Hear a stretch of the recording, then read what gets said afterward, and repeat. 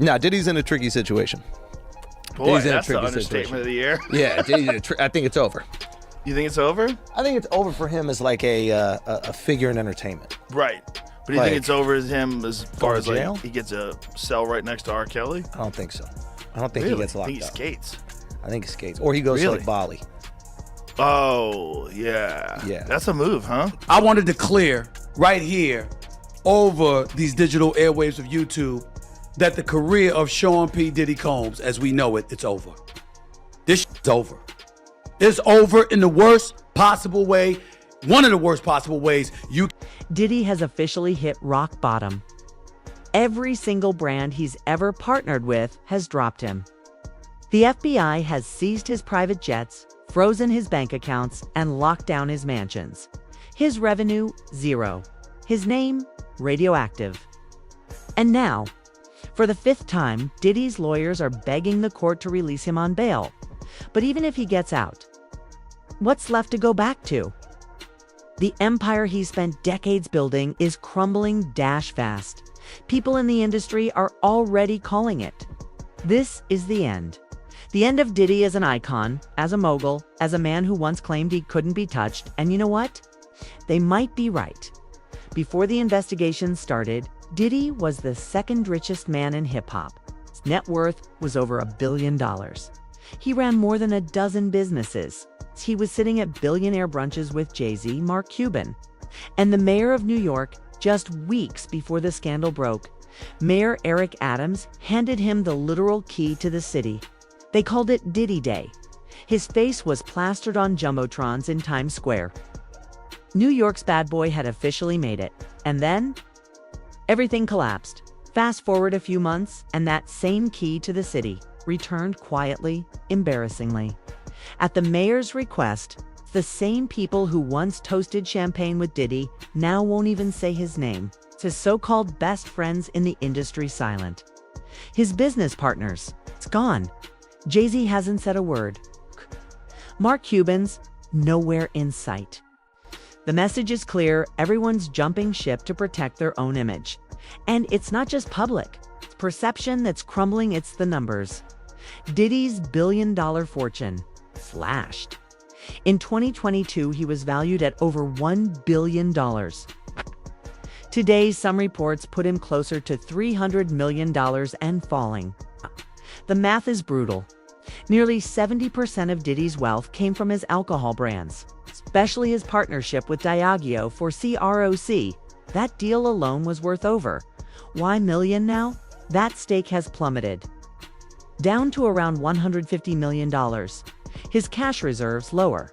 His investments frozen. His real estate on the market. The FBI is now in control of most of what he once owned. And it gets worse. His jet gone, his Hamptons estate. On the block, his LA mansion that was raided in March. For sale at $61 million. Even his Miami home, worth $48 million, was rejected by the court when his lawyers offered it as bail collateral. 'Cause now, that's not just a mansion, it's a crime scene. That mansion, along with Diddy's private planes, are now part of a federal investigation. Prosecutors allege those assets weren't just luxurious toys, they were tools used in criminal activity. Planes allegedly used to traffic underage girls. Properties used to conceal or commit acts tied to a broader racketeering enterprise. And because of that, the government isn't just locking Diddy up. They want to take everything he ever touched, according to former DOJ officials. This isn't your standard trial. This is RICO. This is federal forfeiture. This is scorched earth. And if convicted, prosecutors won't stop at jail time. They'll go after every brand, property, vehicle, and penny connected to him. That means decades of assets, investments, music catalogs, and intellectual property gone. Experts say it's one of the most aggressive takedowns they've seen in celebrity history. A former DOJ chief explained it simply. They're not just targeting Diddy, they're treating all of his businesses as part of the same criminal network. Which means even if he's not personally linked to every crime, if the brand benefited, they can take it. So how much is Diddy spending trying? To save himself, sources say upwards of $10 million and climbing. High-level federal lawyers don't come cheap, and Diddy's defense team isn't small. They're filing bail motions, negotiating forfeiture terms, and preparing for a wave of civil trials. And all that? It's draining him dry. But legal fees are just the beginning. Diddy's income streams are collapsing faster than his reputation. His once powerful partnership with Diageo quietly dissolved. No press releases, no public battle. Just silence. His Revolt TV network, bleeding sponsors and viewers by the day. Executives are quitting. Staff are resigning. Even though Diddy technically sold part of his stake, it doesn't matter. The association alone is killing the brand. Sean John, his once iconic fashion, label a ghost. Department stores barely carry it anymore. Licensing deals are drying up. And the brand that once defined hip-hop luxury, it's become a distant memory. What's worse? He still doesn't know how long he'll be in prison. The sentencing hasn't happened yet. But one thing is certain: the longer he stays behind bars, the faster his empire collapses. And in a last-ditch effort to soften the blow, Diddy pulled the oldest move in the PR book. He checked into rehab. His lawyers claim he's struggling with mental health, that all of this behavior came from unresolved trauma, not criminal intent, that he needs healing, not prison, but nobody's buying it. Not now, not after the fifth denied bail request, not after decades of documented abuse, intimidation, and manipulation. This isn't accountability, it's strategy. Diddy's trying to convince the court he's a changed man, that he's safe, that he deserves another chance. But let's be real, this move isn't about growth. It's about survival, and everyone knows it. This isn't some spontaneous awakening. It's perfectly timed damage control. Diddy's sudden interest in healing came right after his fifth bail request was denied. Suddenly, he wants therapy. Suddenly, he's remorseful. But let's be honest, this isn't redemption. This is calculation. If he can convince the judge that he's no longer a threat, maybe, just maybe, he'll walk free. Or at the very least, serve less time. But the prosecution sees through it in court. They're already preparing to fight back. While Diddy's lawyers are digging up cases where similar charges resulted in lighter sentences, prosecutors are doing the opposite. They're collecting examples of cases where people served hard time. They want to show the judge that Diddy deserves the maximum, not the minimum, and they're not wrong. The system has seen this play out before. Wealthy criminals take rehab courses, domestic violence programs, drug classes, psychological evaluations. Because they believe in them, but because they look good on paper. Judges see it every day. Check the boxes, show the effort, reduce the sentence. It's a script. And Diddy's playing it, but no one's buying the performance anymore. Because if Diddy truly cared about healing, about changing, he could have done it years ago when he had the money, the access, the best doctors in the world at his fingertips. Instead, he chose power. He chose control. He chose silence. Until now. And now that silence is costing him everything. Nobody believes the rehab stunt, not Cassie, not the victims, not the public. Because the moment his fifth bail attempt failed, Diddy suddenly found God and healing. Too convenient, too rehearsed, and most importantly, too late. Cassie's legal team has already filed a plea with the court. Do not release this man. They fear for her safety, and they're not alone. Deontay Nash, Cassie's longtime friend and former stylist, submitted his own letter to the judge. In it, he warned the court that Diddy's release would be dangerous not just to Cassie, but to everyone who testified. His exact words: Mr. Combs has a long, well-documented history of violent, coercive, and retaliatory behavior. Every time he escaped accountability, it reinforced his belief that he was untouchable. Released now, he will see it as a green light to continue harming people. And it's not just fear, it's fact. Diddy has spent decades using money and intimidation to silence people. Freddie P., another former artist close to Diddy, issued a chilling warning. Cassie, leave the country, get out now. Diddy gets out and he can't reach you, he'll go after the people you love. Your boyfriend, your family, your inner circle. Freddie wasn't guessing. He was speaking from experience. He knows what Diddy is capable of. He's seen what happens when you cross him. And Freddie wasn't the only one sounding the alarm. He went further, saying, if it were me and someone took $30 million from me, I'd make sure their boyfriend got beat up every time someone saw him. Every time. He paused, looked at the camera, and added, so if I do that, imagine what Sean would do. That statement shook people. Because it wasn't said in anger, it was said in certainty.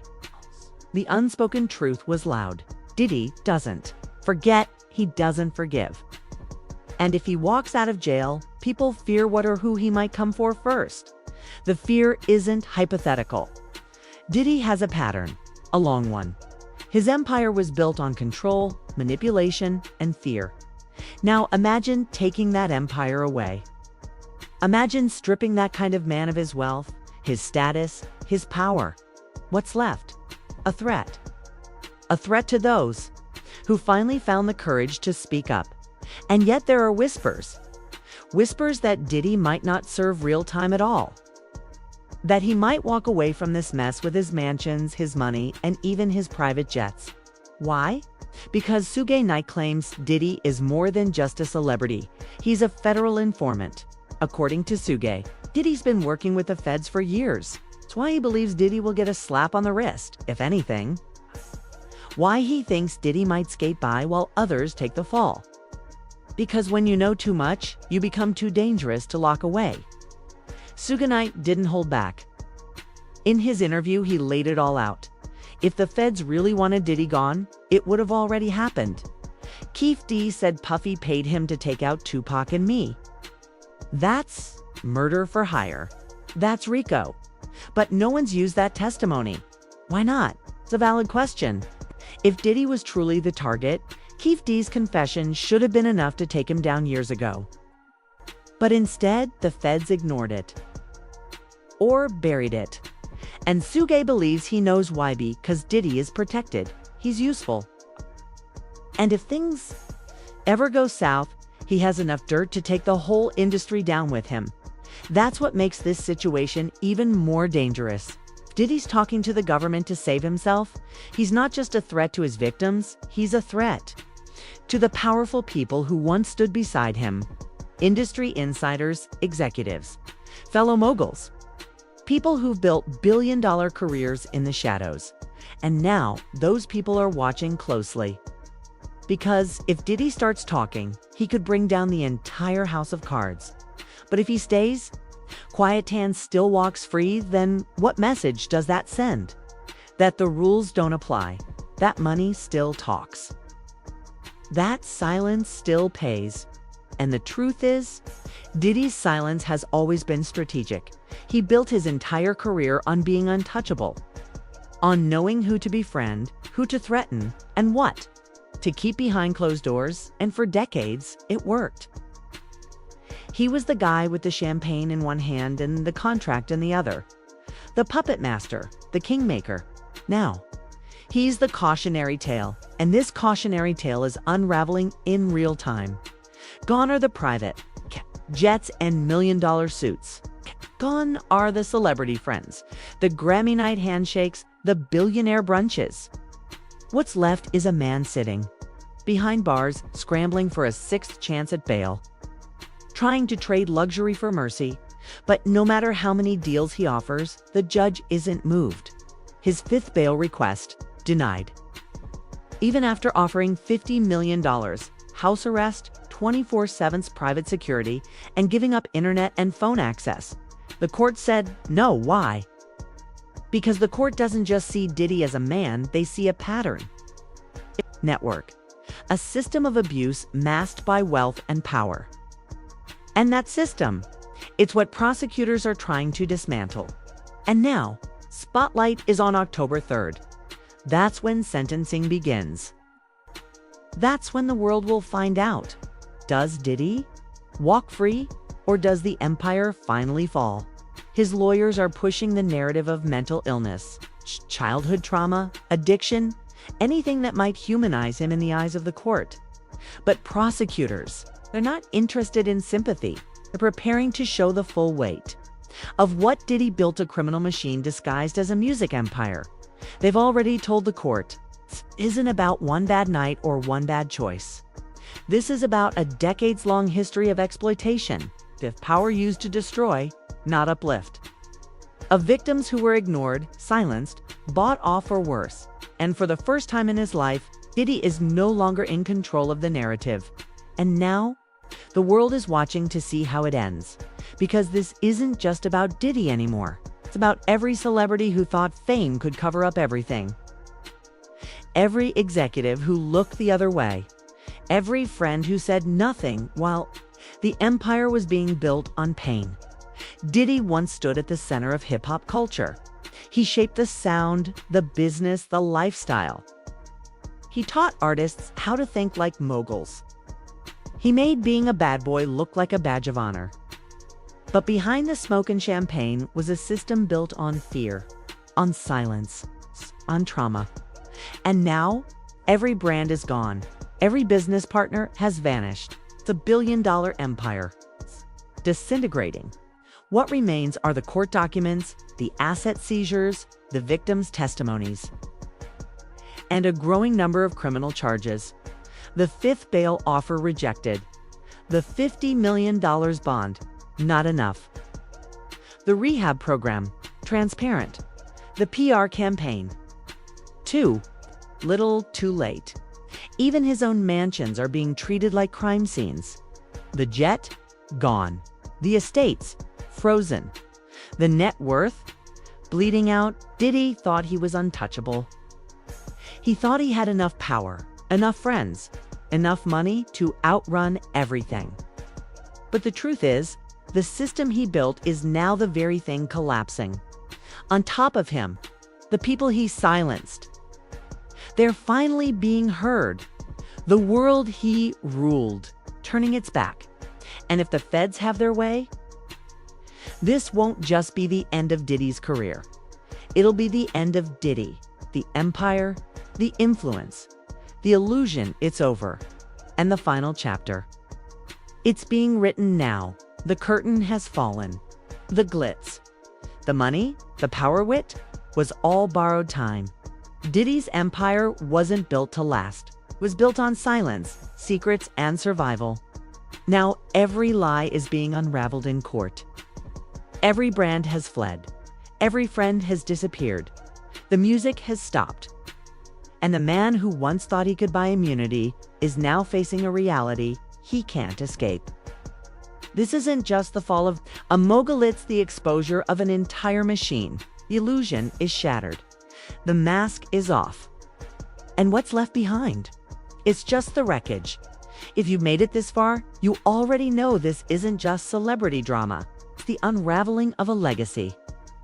So if you want the truth, the receipts, and the fallout as it happens, subscribe, turn on notifications, and drop your thoughts in the comments. Do you think Diddy will walk free? Or is this really the end of everything?